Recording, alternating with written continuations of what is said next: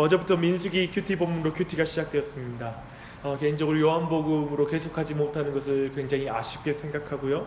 하지만 주일 설교는 계속해서 요한복음으로 이어가고자 합니다. 4월부터는 사실 저희 교회는 그 전세대 통합 본문으로 시작되는 일정이 따로 있습니다. 그래서 4월달에 요한복음을 하더라도 요한복음으로 설교하지 못하는 상황입니다. 그래서 이번 달은 계속해서 주일 설교는 요한복음으로 이어가겠습니다. 여하튼 이제 3월 한 달 민수기를 통해 하나님이 주시는 은혜를 깊이 누리시길 바랍니다. 네, 오늘 본문 읽다가 시험에 들 뻔했습니다. 우리 성경이 가진 이 민수기라는 이름은 백성의 숫자를 세는 책이라는 뜻입니다. 그래서 여기 민자가 백성 민자입니다. 그래서 이것을 영어 성경 The Book of Numbers라는 숫자들의 책이라는 이 제목을 따른 것이기도 합니다.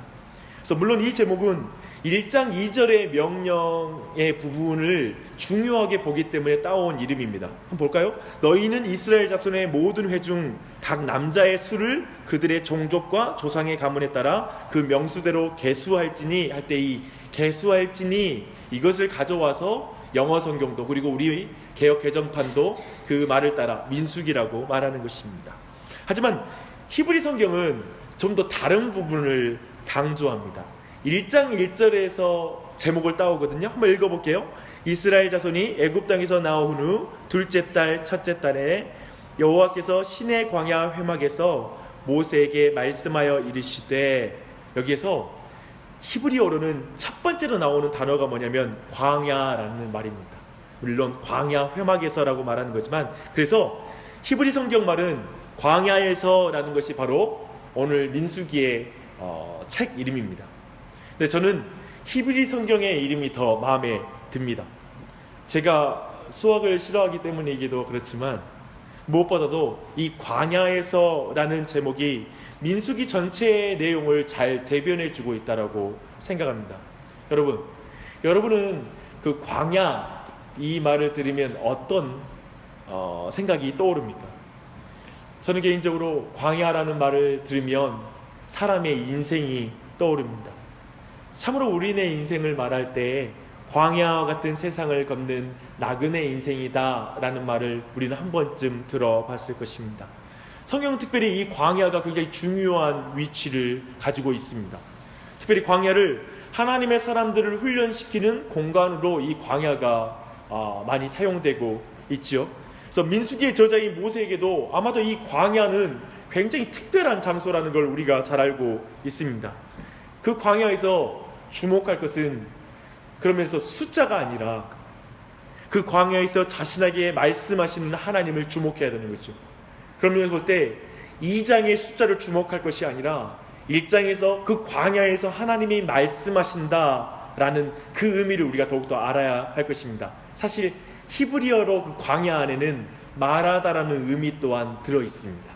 그래서 이 매우 중요한 게 1장 1절이라는 것이죠.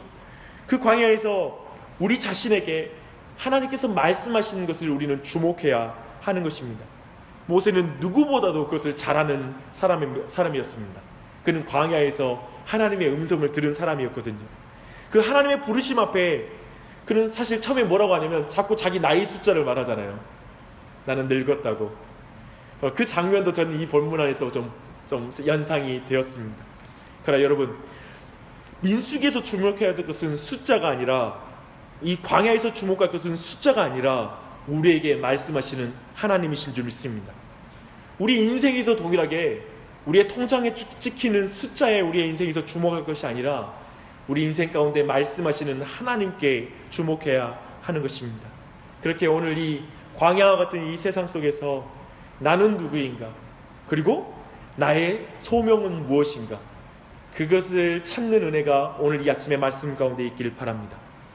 특별히 이 민수기는 항상 구체적인 시간을 말하면서 이제 전체 사건을 이끌어가고 있습니다. 오늘 말씀은 애굽 땅에서 나온 후 2년 2월 1일에 말씀하셨다라고 말합니다. 제가 여러분에게 이제 전체 민수기 여러분 볼 때의 자료를 제가 하나 드렸는데요.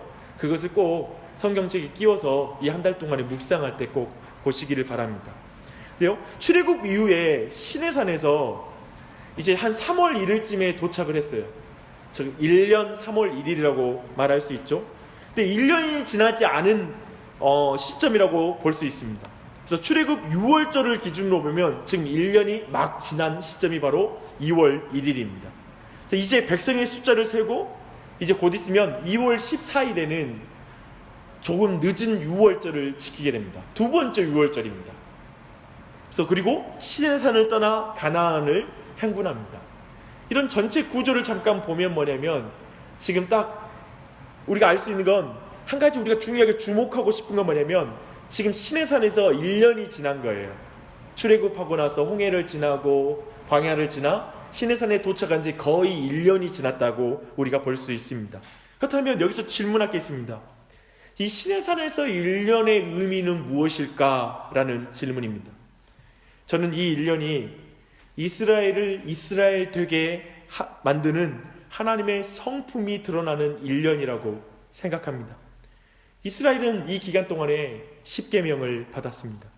그 10계명은 이스라엘 백성이 우상 숭배로 인해 첫 번째 돌판은 깨어지고 두 번째 돌판이 주어졌던 그 10계명입니다. 또한 성막이 완성되고 봉헌되었습니다. 그리고 레위기가 반포되었습니다. 이 모든 것이 보여주는 것이 뭐냐면 하나님의 인재를 상징하는 성막 중심의 예배와 성결한 삶을 살아야 된다라는 것을 강조하는 것이죠.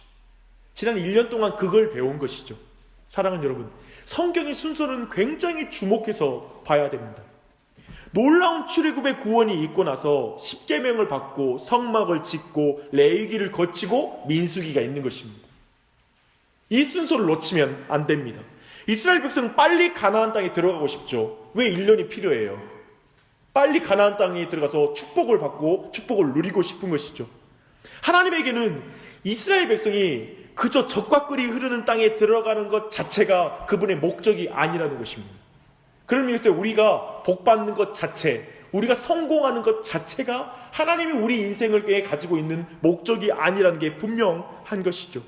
근데 제가 볼 때 우리는 자꾸 기독교 신앙에서 이 부분을 오해합니다. 자꾸 기독교를 믿으면, 예수를 믿으면 구원 얻는다, 복 받는다, 천국 간다, 어떤 이런 결과에 초점을 맞추고 있는 것입니다.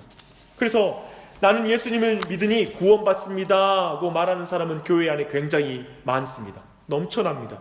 하지만 예수님을 따르는 제자들은 많지 않은 것을 보게 됩니다.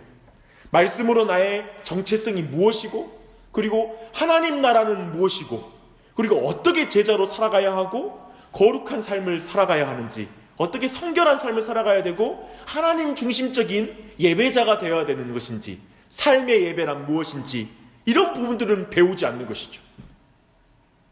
한마디로 10계명도 없고 성막도 없고 레위기도 없고 바로 민수기로 통과해서 곧바로 가나안 땅에 들어가려고 하는 신앙이 오늘날 교회에는 넘쳐납니다. 그런데 지금 이스라엘 백성은 1년 내내 말씀만 듣고 있었단 말입니다. 광야에서, 시내산 앞에서. 이 의미를 우리는 깊이 이해해야 할 것입니다. 많은 사람들이 시내산에서 1년을 지나칩니다. 그러나 여러분, 이 하나님의 방법을 믿으십시오.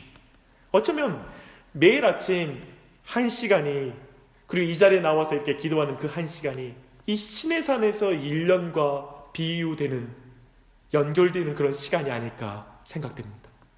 하나님 중심으로 돌이키는 시간, 참된 회개로 성결함을 회복하는 시간, 말씀을 듣고 내가 어떻게 행해야 될지를 아는 시간, 그 시간이 이 아침 기도의 시간이겠죠. 또 이 말씀을 듣는 시간이라 믿습니다. 그러므로 이 시간을 귀하게 여겨 민수기로 나아가는 그런 우리의 복, 가나안 땅으로 나아가는 그 복이 우리 모두에게 있길 바랍니다. 이 세상이 가나안 땅 아닙니까? 그 땅을 향해 전진해 나아가는 것이죠.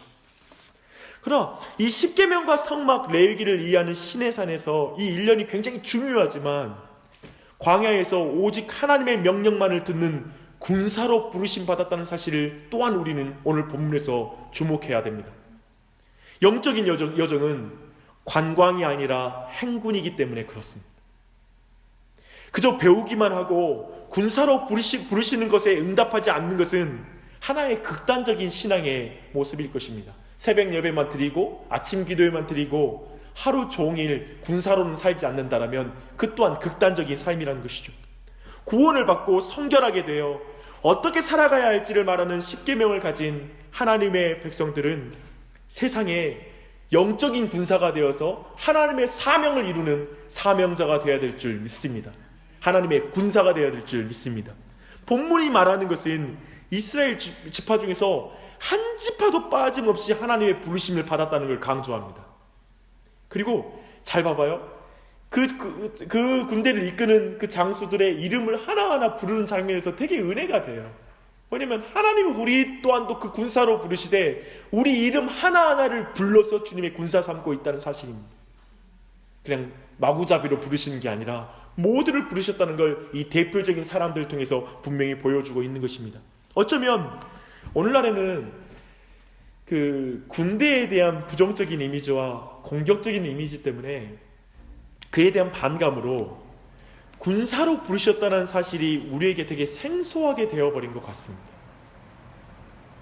그러니까 사실은 뭐 우리 영중 형제도 그 CCC라는 캠퍼스 크루세이더라는 그런 단체이죠. 뭐냐면 캠퍼스 십자군이라는 이름이에요. 그러나 지금 외국에서는 이 이름을 바꿔야 된다고 말을 해요. 미국에서는 아마 바뀌었죠? 아마 바뀌었을 거예요.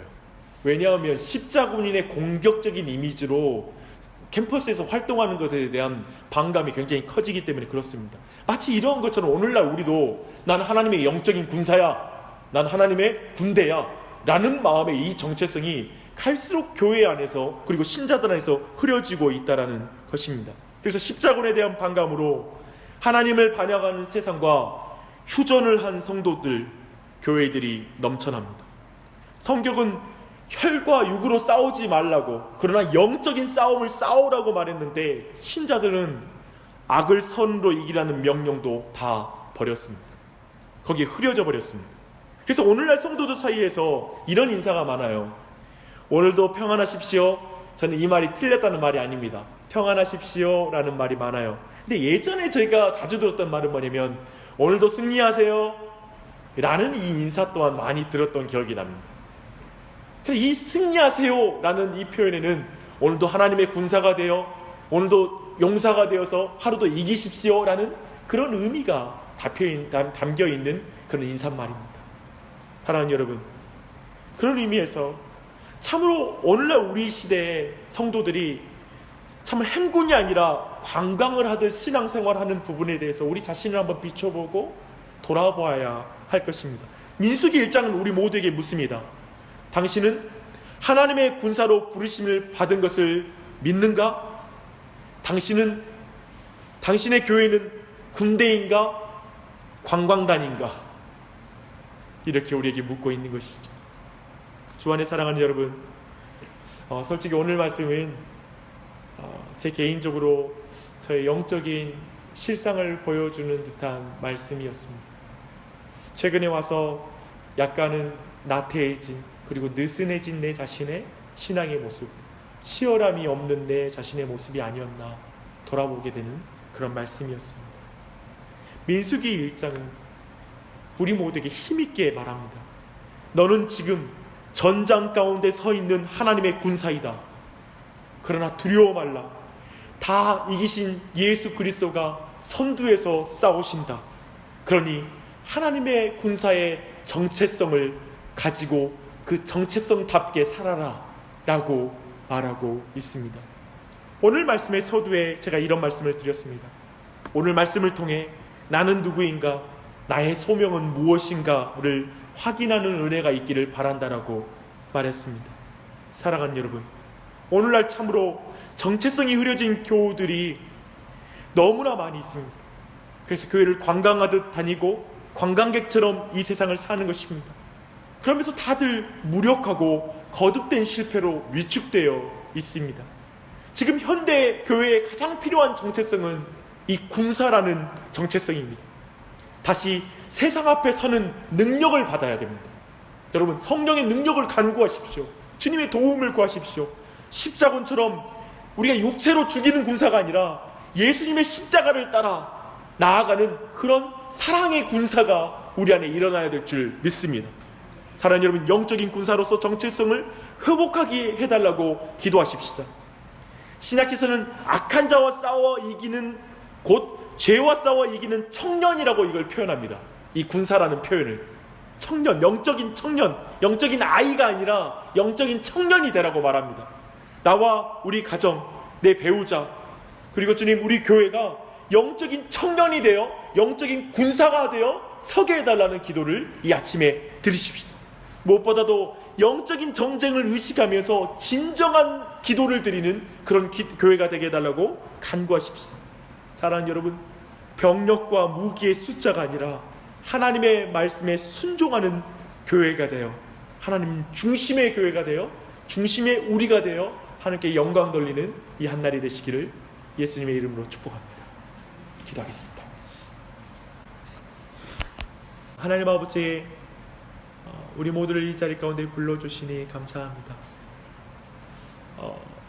광야와 같은 인생길, 나그네와 같은 인생길 속에서 주님, 우리 자신이 하나님의 음성을 듣는 자리에 늘 있는 자가 되게 해주시고, 주님 매일마다 하나님과 친밀한 교제의 시간이 있는 우리의 삶이 되기를 원합니다. 주님 매일 주님의 음성을 듣기 원합니다. 모든 방법을 통하여 말씀하시되 주의 말씀을 통하여 분명히 우리에게 들려주시고 사람들을 통하여서도 그 음성 들려주시옵소서. 주님, 내가 매일마다 잘못 가고 있으면 바로 잡아주시고 어떻게 나아가야 할지를 알려주시옵소서.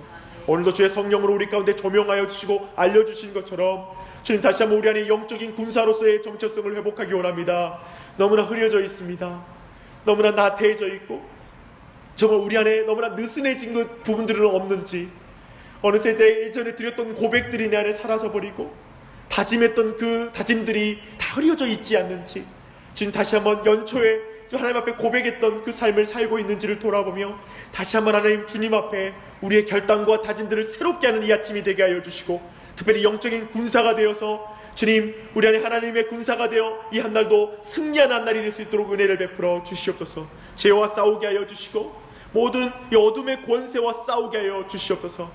우리를 위해 먼저 모든 싸움을 싸우시고 이기신 예수 그리스도가 우리의 대장 되시니 우리 모두 담대하게 하여 주시고 주님 감사하게 하여 주시옵소서. 하나님 아버지, 우리 모두를 군사로 불러주시니 감사합니다. 주님, 오늘 아침에도 우리 모두를 그 군사로 부르시는 은혜 안에 두시고 특별히 온 교회 또한 주님 이 자리에 있지 않지만 온 교회 또한 동일한 은혜 베풀어 주셔서 온 교회가 군사로 일어나는 이 3월이 될 수 있도록, 이 민수기 말씀을 통하여 온 교회가 믿음으로 행진하는 그런 교회가 될 수 있도록 은혜 베풀어 주시옵소서. 이 아침에 각자 기도합니다. 각자의 소원을 주님께 아뢰입니다. 그 기도 하나하나마다 주님이 간섭하여 주시고 마음 어루만져 주시고 성령께서 친히 붙잡아 주시옵소서. 새 힘 주시옵소서. 예수님의 이름 받들어 기도합니다. 아멘.